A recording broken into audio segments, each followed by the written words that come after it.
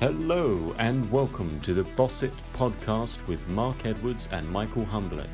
This podcast is released every week and is an over-the-shoulder look of a frank and candid discussion between two experienced software executives, providing you with useful tips, techniques and the latest concepts to help you grow your software business in the fast-paced digital age.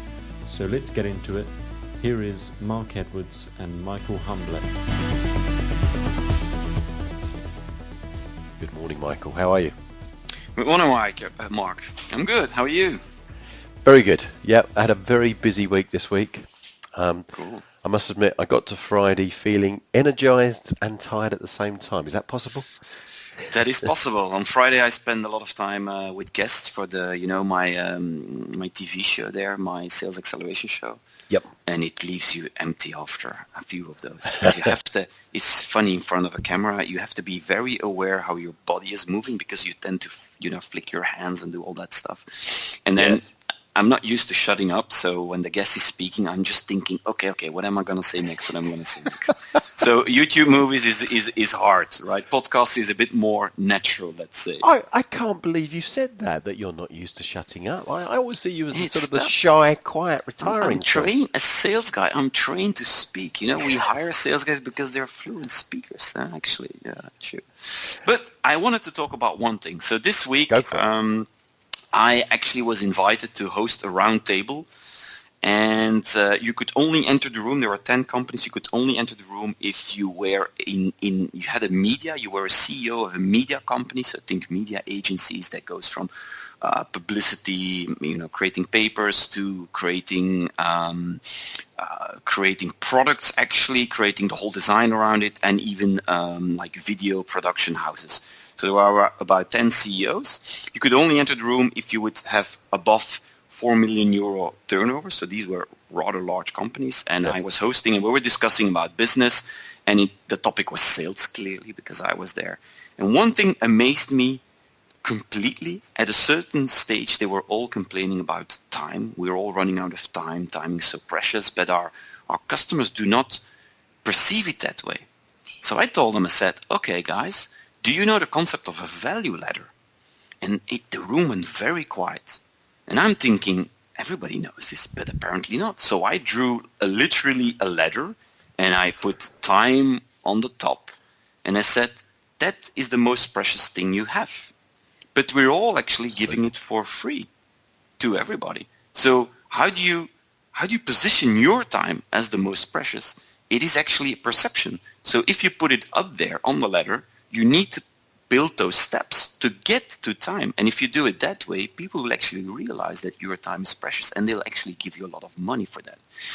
You see very clear examples of that in, guys like Frank Kern and these gurus. And Tony Robinson is a very good guy doing that also. But that is more like B2C approach, but within a business you can do it. And to give you a very simple example, for instance, you would start with a free use case, and then you would actually enter your email, and then every time when you do a step, at a certain stage you start asking money, and then eventually they can get you. But if they get you, you're in the inner circle program, these type of programs. Now, in any B2B company, you can do that. Because at the end, I absolutely believe, and we talked about it last time, that you're actually selling to a person in a company. So all of our businesses, they're moving towards B2B2C. So these methods, these methodologies, you can actually apply very well.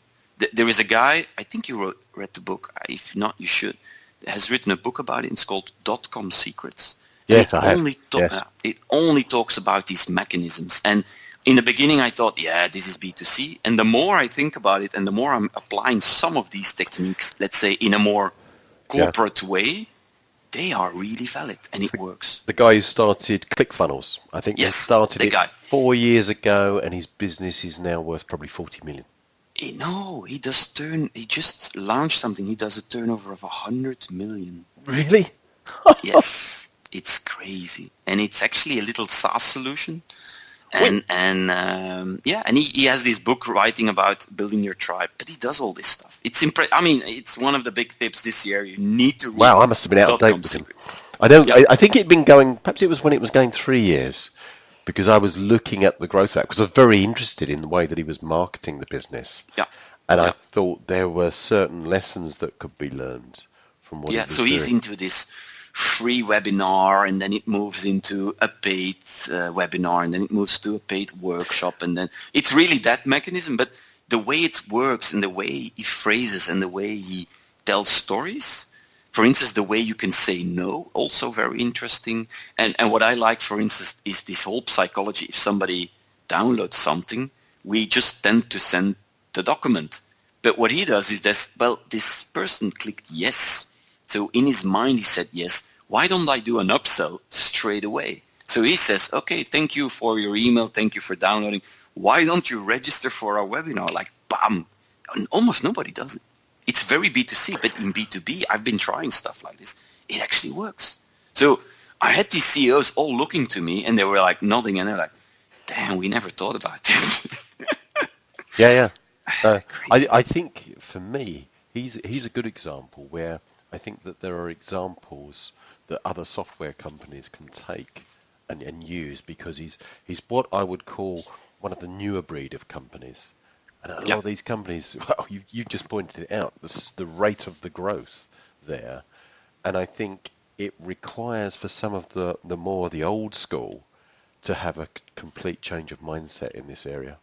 But you need to really, I mean, when you read it and when you see some of the stuff they're doing, you also need to put a proper layer of corporate or professional. I mean, you need to change it differently. So if you look at it straight away, it's like really B2C. So you need to find a way to tune it so it fits your business. I'm just telling up front, because otherwise it looks a bit strange. Absolutely. At first. Yeah, I mean that's Russell Brunson, and the funnel is that's his name.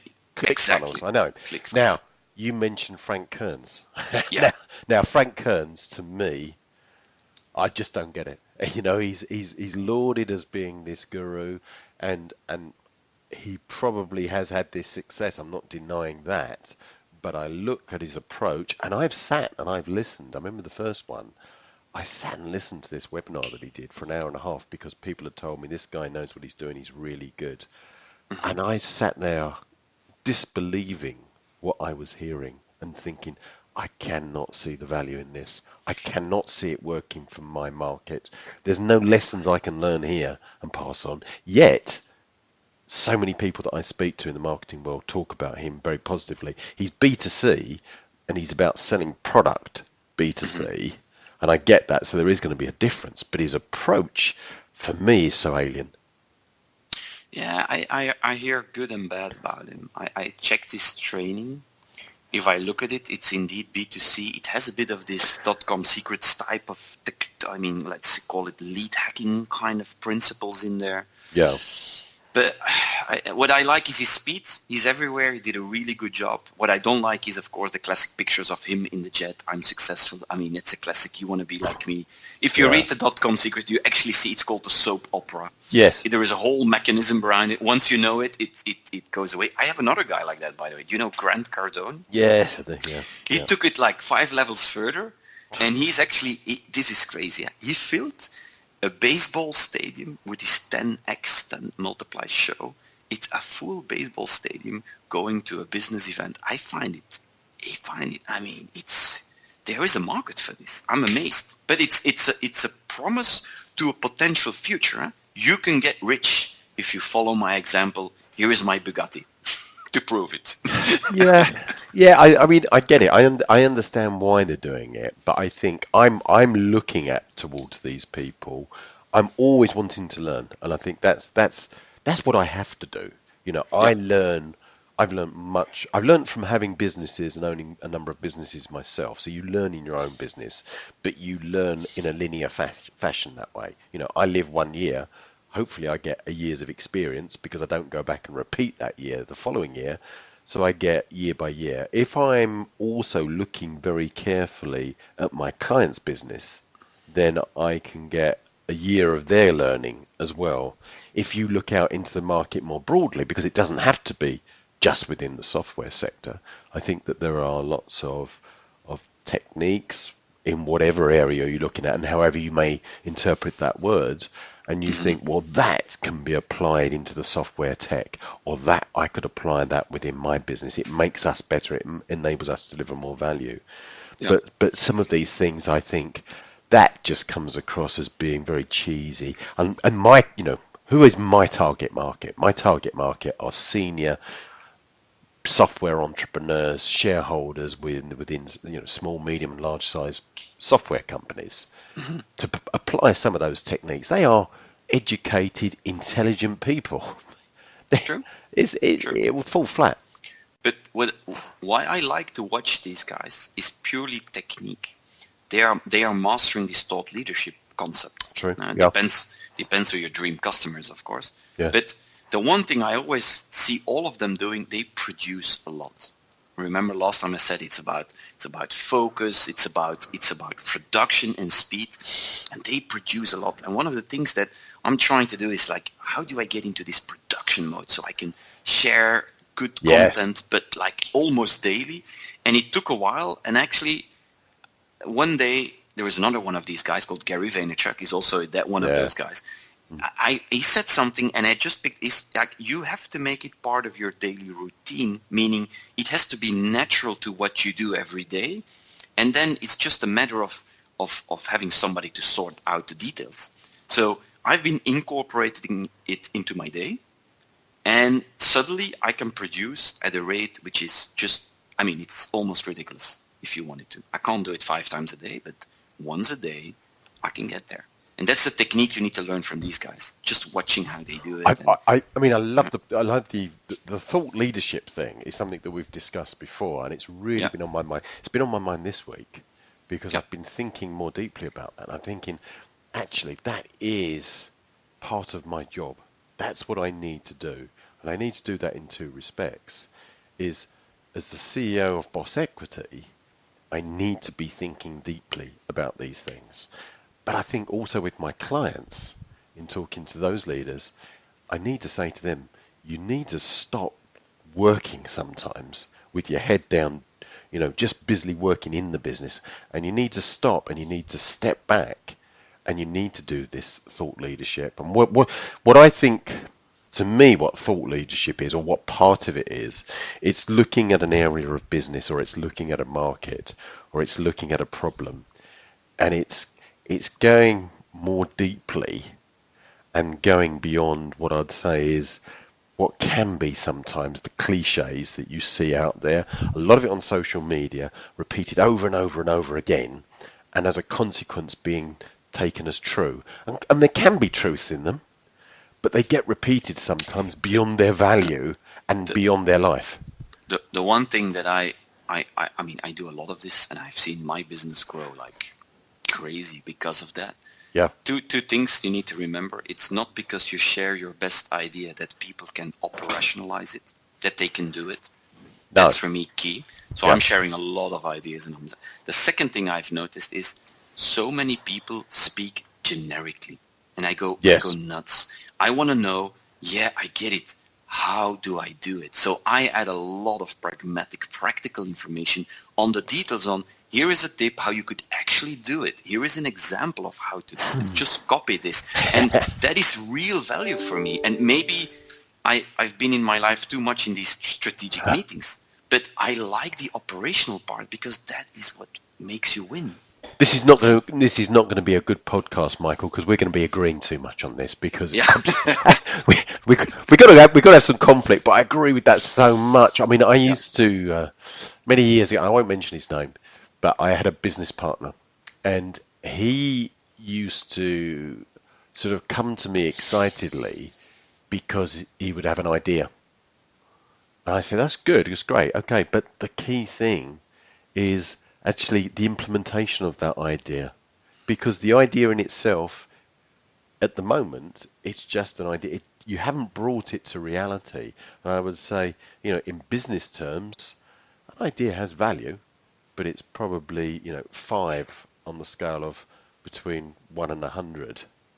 But the implementation of it is probably 90, and how you go about it. And I think that there are steps from taking the idea I think that you need to think about it. You probably need to bounce off some people. I don't believe that you need to start a discussion with your whole company. I don't think that works. You know, the old saying about the committee designed camel when they wanted a horse.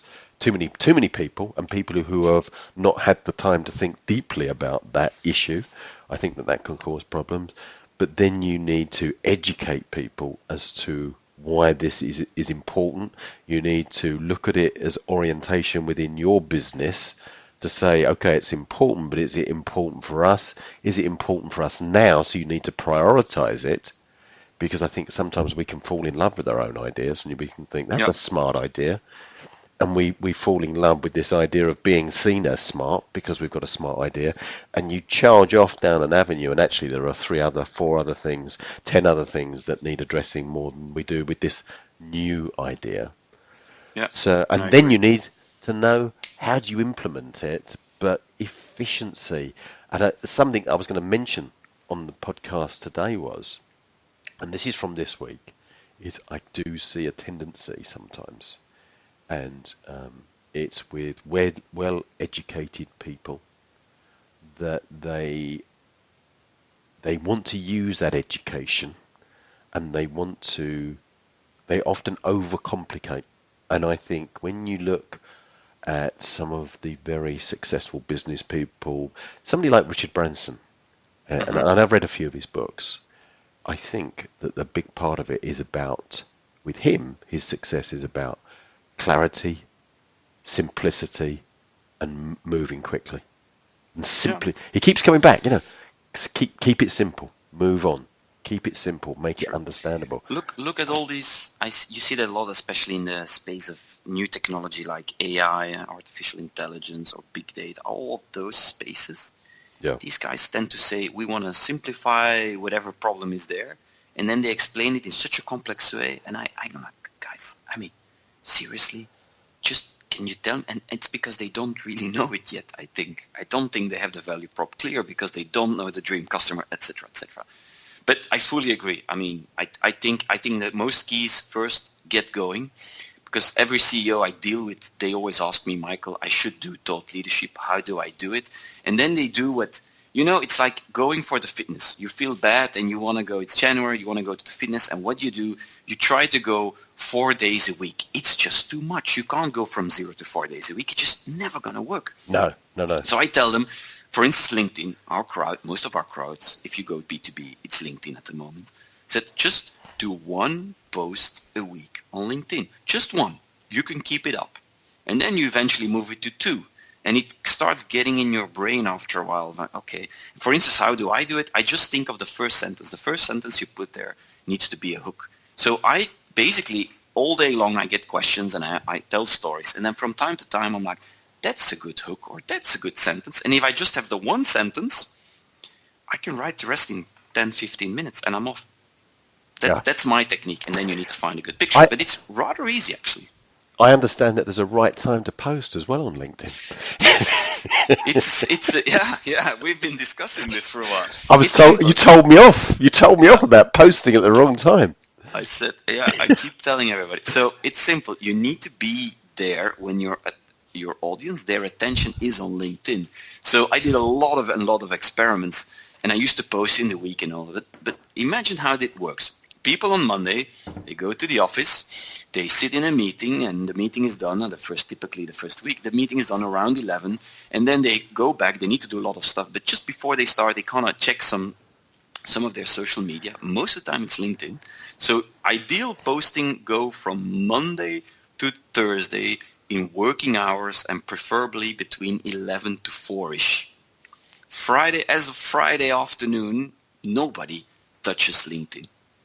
It's ridiculous how few people watch LinkedIn. So that fantastic post that I made yesterday, I've just wasted my time. That's what you're saying, aren't you? You not only wasted your time, you also the algorithm will punish you because you will not have a lot of reactions. So I hope it picks up on Monday. I'll like it. I'll say something on Monday, so maybe it gets back into the mechanics. But you should from now on really spend time on posting it on the right moment. I also see too many people thinking I need to post something, then they have time Friday afternoon, and I'm like, it's not about you. So Yeah. you make your post, just don't waste your energy on the wrong moment. Just shoot on the right. So do it on Monday. Yeah, you're absolutely right, and I knew it to be true as soon as you said it. But I was focused on another aspect of it about LinkedIn and about how you use LinkedIn. You were just proud to write something and said, "I finally got time to do this." Right? Oh, I don't know. I've been writing quite a bit recently. I mean, I have sort of stepped back, but I think actually there's one thing I'd like to discuss with you quickly, and it's the step before some of the things that we're talking about on LinkedIn, and I want you to keep calm here. All right, because this is something that I have had said to me on a number of occasions. So it's valid because that's their perspective. Is LinkedIn is a waste of time. Okay. So what do you say to that? Well, I don't believe it, but this is what I've I can actually trace back with every post I do what the impact has been. I've been keeping this up for a year now. Yeah. And in the beginning, it takes a while. You need to build your audience. But I can actually say that I get a client per post almost. So I can calculate you how much money, and it's free posts. Huh? If you go to Facebook, you need to pay and all that. I mean, it would be crazy not to do LinkedIn. Eventually, there will be another system, I agree. But on this moment, B2B, thought leadership, you want to grow your business, LinkedIn is just a place to be. Do you know why? There is a statistic, so they did a check. At the let me tell you a very good statistic. I'm just opening it up here to see. 79% of the users are older than 35 years old. So that means if you think about decision makers in companies, most of them are older than 35. So the exact right crowd of decision makers, the people you want to reach, they're there. So it's probably not the place to go if you want to sell skateboards then. But no. But then you go on Facebook and every social media has their own merit. For instance, Pinterest, a very interesting one. Pinterest, 80% of people on Pinterest are female. Yeah. And you know what's the most searched thing for? Shoes. And things to do with weddings. Yeah, weddings. Hang on, I had it here. Yeah. Shoes, decor, health, craft, and cooking. Yeah. And they create boards because there's a wedding coming up, and I can see how that works. I use Pinterest. If I'm putting together a course and I use it for my photography, if I'm putting together ideas, something creative, I create a board and I attach things. It's like a mood board. It gets me. But thinking. You can leverage that. For instance, you could actually, what you could do is in your business, whatever, you can make a poster, but then you put it on Pinterest. See, that's the way to blend some of them. But you need to try. I believe you need to try. So what I do sometimes is I'll go for it for like 6 weeks. That's ideal. I go for it for 6 weeks. I really go. I try to learn. I do a lot of YouTube videos like, how does this work? And I try lots of things. And then at a certain stage, it picks up or not. And then I sometimes just stop it. For instance, I stop LinkedIn for a month to see, does it have impact or not? Do you really need it? And I have to say, I just picked it up and immediately I see the impact on visits. And for me, it's clear. I think that's great advice. Yeah. But the thing for me, when I hear statements like that, is I want to know why. Because I think if you can get to the why, it can help you understand, it can help you bring about change. And I've heard it as well from software owners saying to me, I don't get it as much now, I must admit, but I have heard it in the past, is marketing doesn't work. LinkedIn doesn't work. Website doesn't, you never sell anything from a website.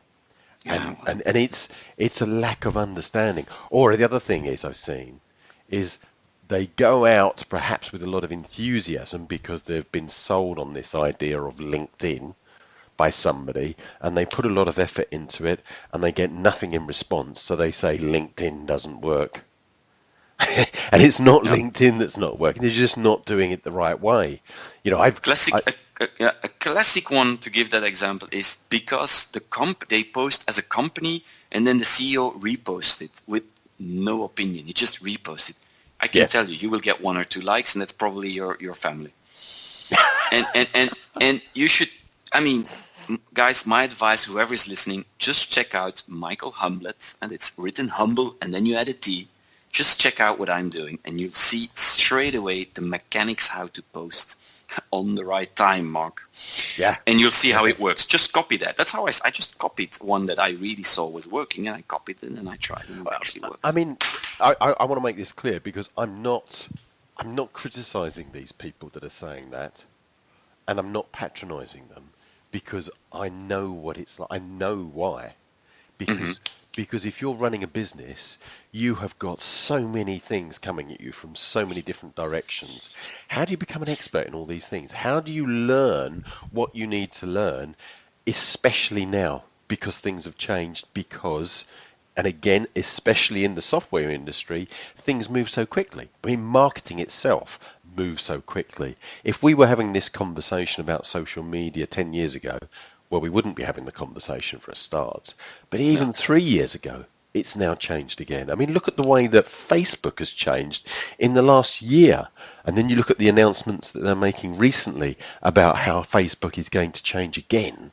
Yeah, and you've got to pick all this up, plus run a business, plus worry about cash flow, plus worry about hiring. And it becomes a big pressure on your shoulders. So I get it, but I think it's still important to discuss. I say, Mark, it's easy. If you're in B2B, one post a week on LinkedIn. Just keep that up. Forget the rest. Yeah. As a something that's manageable. That's the first thing you need to do. One post a week, you'll get there. And you'll see the impact. If you post in the right way, you'll see the impact. Yeah.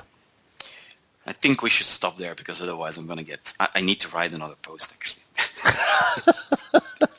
About this. I've got 6 things down here I wanted to mention. I did get a word in. You're doing this talking again.